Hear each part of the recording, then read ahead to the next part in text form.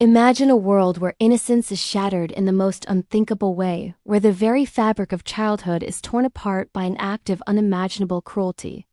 On a cold February afternoon in 1993, a bustling shopping center in Bootle, Merseyside, became the backdrop for a crime that would forever scar a nation and challenge our understanding of evil.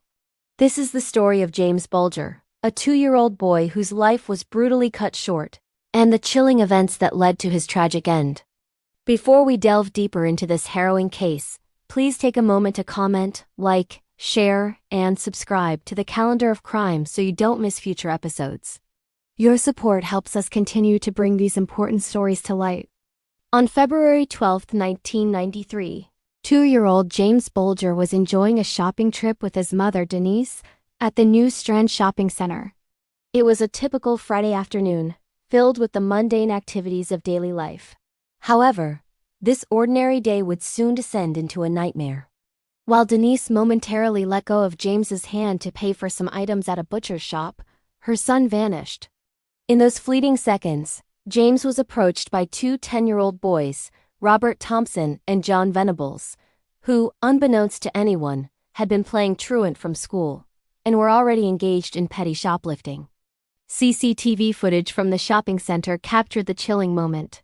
James, a tiny figure, being led away by the two older boys. The images are grainy, but the implication is clear and deeply disturbing. Thompson and Venables, with James in tow, embarked on a journey that would span 2.5 miles across Liverpool. Along the way, they were seen by approximately 38 people. Yet, despite James being visibly distressed and crying, no one intervened. When questioned, the young perpetrators calmly claimed James was either their younger brother or a lost child they were taking to a police station, a deceptive narrative that tragically went unchallenged. The journey took a dark turn as the boys led James to the Leeds and Liverpool Canal. Here, the abuse began. James was dropped on his head, sustaining facial injuries, and the boys made cruel jokes about pushing him into the water. This was just the beginning of a prolonged and horrific ordeal. They continued their trek, eventually arriving at a secluded railway line near the former Walton and Anfield railway station. It was here, in this desolate spot, that the full extent of their depravity unfolded. What followed was an act of sustained brutality. The boys threw blue paint, which they had shoplifted, into James's eye. They subjected him to a relentless assault, kicking him, stamping on him, and pelting him with bricks and stones. Batteries were forced into his mouth. The final fatal blow came from a 10 kilograms railway fish plate, dropped on James, causing 10 skull fractures. A pathologist would later identify a total of 42 injuries on James's tiny body, none of which could be definitively pinpointed as the sole cause of death, highlighting the sheer savagery of the attack. In a chilling attempt to conceal their crime, Thompson and Venables placed James's lifeless body across the railway tracks, weighing his head down with rubble. Their intention was for a passing train to make his death appear accidental. 2 days later, on February 14, 1993, James's remains were discovered by a group of boys playing nearby.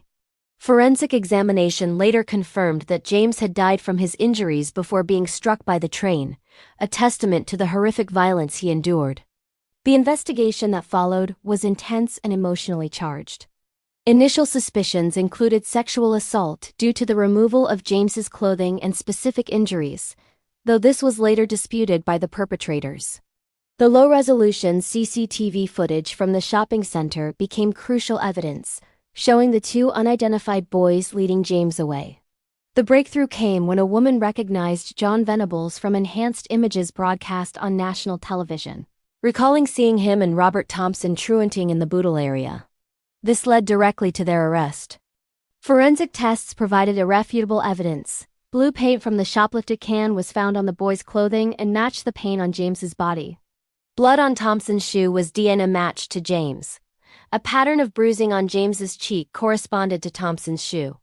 Both boys were charged with murder on February 20, 1993, and appeared in court, where they were remanded in custody. The trial, held in November 1993, captivated and horrified the nation.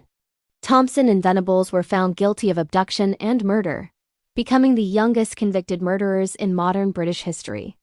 They were sentenced to indefinite detention at Her Majesty's pleasure. The aftermath of the James Bulger case has been a long and complex one, marked by ongoing public debate about juvenile justice and the rehabilitation of young offenders. Both Thompson and Venables were released in 2001 under new identities, subject to a life license. However, John Venables was recalled to prison multiple times in subsequent years for offenses related to child pornography, reigniting public outrage and sorrow for James and his family.